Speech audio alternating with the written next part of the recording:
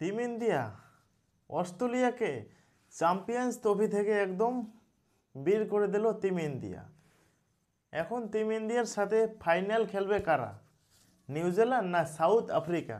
এখন ফাইনাল দুবাইয়ে হবে, পাকিস্তানের লাহোরে হবে না। টিম ইন্ডিয়া 4 উইকেট 11 বল হাতে রেখে একদম ম্যাচ চেস করলো, অস্ট্রেলিয়াকে হারিয়ে দিল। অস্ট্রেলিয়াকে হারিয়ে দিল বরুণ চক্রবর্তী, দুর্দান্ত বরুণ চক্রবর্তী দারুণ দারুণ ব্রেক থ্রুটা মানে দিয়েছিল এই 23 হেতের উইকেটটা নিয়ে। সুমন গিল যেইভাবে ক্যাচটা ধরলো, সত্যি অসাধারণ অসাধারণ অসাধারণ অসাধারণ। Team India, Virat Kohli chess করতে করতে 8,000 রান রান তার চেস, শুধুমাত্র চেস করতে।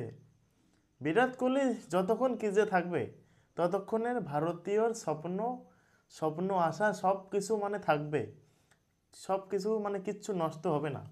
বিরাট কোহলির উপর আমরা ভরসা রাখি, যেইখানে মেধার বড় সেইখানে খারাপ বিরাট কোহলি। বিরাট কোহলি আমাদের আছে, আমাদের একটা বিরাট কোহলি আছে, বিরাট কোহলি থাকতে কিসের চিন্তা। রোহিত শর্মার আর সুমন গিলের উইকেট পড়ার পর সায়ার আর বিরাট কোহলির পার্টনারশিপটা দারুণ পার্টনারশিপ। মানে কোনো ডট বল খেলেনি, সিঙ্গেল ডাবল আসে। বিরাট কোহলি কিন্তু কোনো বড় হিতে যায়নি, যতক্ষণ না পর্যন্ত 50 স্কোর বিরাট কোহলির যতক্ষণ পূর্ণ না হয় ততক্ষণ বিরাট কোহলি মানে চেস করার টাইম বড় শট খেলে না।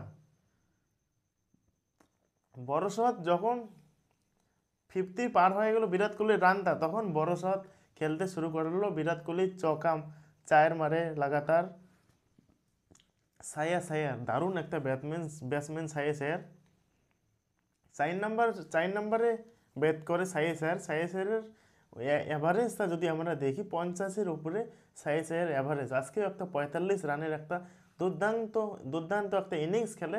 আজকের ম্যাচের মানে কেউ না কেউ সবাই রান করেছে, এমন কারো নাই যে রান নেই। রবীন্দ্র জাদেজা ম্যাচের লাস্টে যখন 6 রানের দরকার ছিল তখন রবীন্দ্র জাদেজা আসে।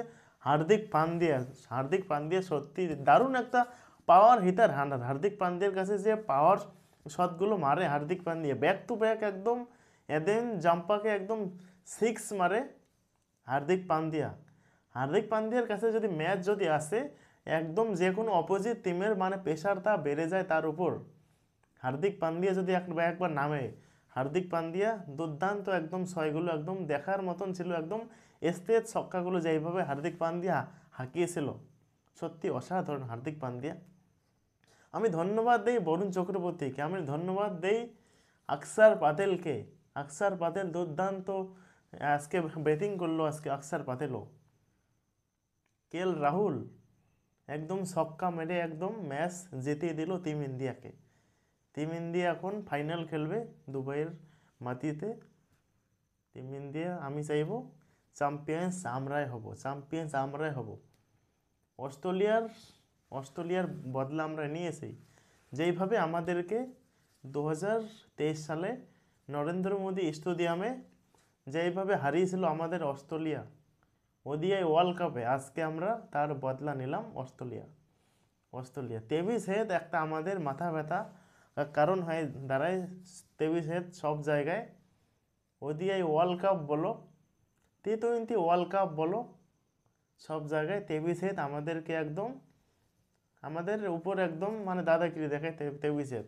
আজকে একদম বরুণ চক্রবর্তীর বলে প্রথম বলে ছক্কা মারতে গেছিলো 23 হেড, সুমন গিলের হাতে ক্যাচ পরে দারুণ।